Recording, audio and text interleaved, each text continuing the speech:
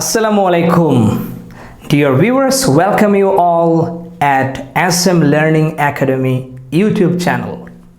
আচ্ছা আপনারা বলুন তো TION অথবা SSION যদি কোনো ইংলিশ ওয়ার্ডের শেষে থাকে তাহলে উচ্চারণটি কি হতে পারে?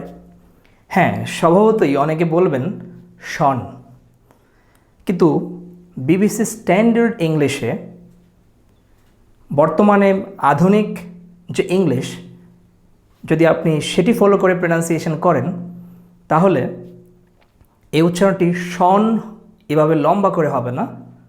আপনি উচ্চারণটি করবেন একটু সাইড ঘেঁষে শন। SSION অথবা TION যদি কোনো ইংলিশ ওয়ার্ডের শেষের দিকে থাকে তাহলে উচ্চারণটি হবে অনেকটা গা ঘেঁষে, শব্দের সাইড ঘেঁষে শন। ডিয়ার ভিউয়ার্স, এই উচ্চারণগুলো আমাদের সাথে শেখার জন্য আশা করি সম্পূর্ণ ভিডিওটি দেখবেন। So let's get started. চলুন আমরা শুরু করি। প্রথমে যেই ওয়ার্ডটি আমরা বলবো সেটি হচ্ছে অ্যাকশন। ACTION, অ্যাকশন মানে কাজ বা অভিনয়। তারপরের ওয়ার্ডটি বলবো অকশন। AUCTION, অকশন অর্থাৎ নিলাম। নিলাম ডাকে না, কোনো জিনিস বিক্রি করার জন্য যদি নিলামে ডাকে সেটাকে বলা হয় অকশন। তাহলে আমরা বুঝতে পারছি TION থাকলে উচ্চারণ হচ্ছে শন, অনেকটা গা ঘেঁষে উচ্চারণ করবেন। এইভাবে আমরা আরও অনেকগুলো ওয়ার্ড বলবো। তারপরের ওয়ার্ডটি হচ্ছে অ্যাটেনশন মানে মনোযোগ। এরপরের ওয়ার্ডটি হচ্ছে অ্যাফেকশন মানে স্নেহ বা মমতা। এরপরের ওয়ার্ডটি হচ্ছে অ্যাট্রাকশন মানে আকর্ষণ। এরপরের ওয়ার্ডটি হচ্ছে অ্যাডিকশন অর্থাৎ কোনো জিনিসের প্রতি আসক্তি। এবার সি দিয়ে কিছু ওয়ার্ড বলি। খোশন, CAUTION, খোশন মানে সতর্কতা। কারেকশন মানে সংশোধন। ক্রিয়েশন মানে সৃষ্টি। DICTION, ডিকশন অর্থাৎ শব্দ প্রয়োগ। ডি দিয়ে আরেকটি ওয়ার্ড বলছি, ডিরেকশন অথবা ডাইরেকশন মানে দিক নির্দেশনা। ডিজ্যাকশন মানে হতাশা। ডেস্টিনেশন মানে গন্তব্য। এবার ই দিয়ে দুটো ওয়ার্ড বলি। ইলেকশন মানে নির্বাচন। এডুকেশন মানে শিক্ষা। আবারও বলছি, এডুকেশন মানে শিক্ষা। আমরা অনেকে এডুকেশন বলি, আসলে এই উচ্চারণটি এভাবে হবে না। শুদ্ধ উচ্চারণটি হবে এডুকেশন অর্থাৎ শিক্ষা। এবার এফ দিয়ে কিছু ওয়ার্ড বলি। ফাংশন মানে অনুষ্ঠান বা কার্যক্রম। ফ্র্যাকশন মানে ভগ্নাংশ। ফর্মুলেশন মানে কোনো জিনিস গঠন। ফিকশন মানে উপন্যাস বা উপকথা। এবারে আই দিয়ে কিছু ওয়ার্ড বলবো। ফর এক্সাম্পল ইলাস্ট্রেশন অর্থাৎ উদাহরণ। আই দিয়ে আরও একটি ওয়ার্ড বলছি। ইলুমিনেশন অর্থাৎ আলোকিতকরণ। ইনভেনশন অর্থাৎ আবিষ্কার। ইনভিটেশন অর্থাৎ দাওয়াত। এবার এম দিয়ে কিছু ওয়ার্ড বলছি। মেনশন অর্থাৎ উল্লেখ করা। মোশন, MOTION, মোশন মানে গতি বা ভঙ্গি। এবার এন দিয়ে কিছু ওয়ার্ড বলছি যেটা লাস্টে TION আছে। নেশন অর্থাৎ জাতি। ন্যারেশন অর্থাৎ উক্তি বা বর্ণনা। নোশন অর্থাৎ ধারণা। নেভিগেশন অর্থাৎ নৌ চলাচল বিদ্যা। নাবিকরা যেই জ্ঞান অর্জন করে সেটাকে বলা হয় নেভিগেশন অর্থাৎ নৌ চলাচল বিদ্যা। এবার ও দিয়ে একটি ওয়ার্ড শুনুন যেটি লাস্টে TION আছে। অপশন অর্থাৎ বিকল্প। পি দিয়ে ওয়ার্ড বলছি পারফেকশন। PERFECTION, পারফেকশন অর্থাৎ পূর্ণতা।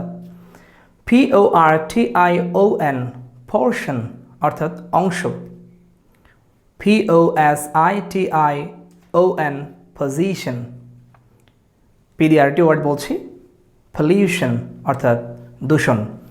এবার আর দিয়ে দুটো ওয়ার্ড শুনুন, রিলেশন অর্থাৎ সম্পর্ক, রিঅ্যাকশন মানে কোনো কিছুর কী করা, প্রতিফলন করা বা কোনো কিছুর প্রতি উত্তর দেওয়া, রিঅ্যাকশন।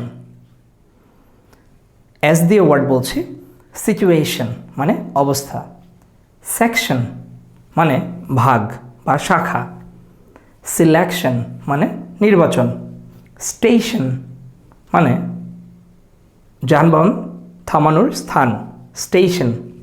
এবার টি দিয়ে ওয়ার্ড বলছি, যেটি লাস্টে TION আছে, ট্র্যাডিশন অর্থাৎ ঐতিহ্য, টেম্পটেশন অর্থাৎ প্রলোভন, কোনো লোভ দেখানো, টেম্পটেশন।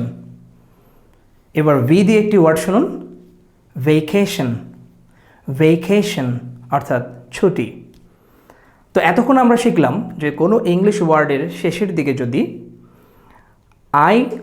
TION থাকে তাহলে উচ্চারণ হবে শন। এবারে আমরা শিখব কোনো ইংলিশ ওয়ার্ডের শেষে যদি SSION থাকে তাহলে তার উচ্চারণে কি হবে, শন। প্রথমে যে ওয়ার্ডটি আমি বলছি সেটি হচ্ছে অ্যাডমিশন, ADMISSION, অ্যাডমিশন মানে ভর্তি। এরপরের ওয়ার্ডটি পারমিশন অর্থাৎ অনুমতি, পারমিশন অর্থাৎ অনুমতি। শন হবে না, এভাবে লম্বা হবে না, একটু গা ঘেঁষে হবে অনেকটা উচ্চারণ, শন, পারমিশন।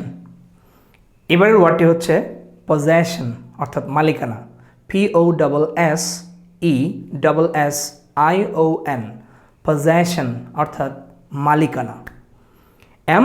MISSION, mission. এবং যে ওয়ার্ডটি সবশেষে বলতে যাচ্ছে সেটি হচ্ছে কনফেশন, কনফেশন, CONFESSION, কনফেশন।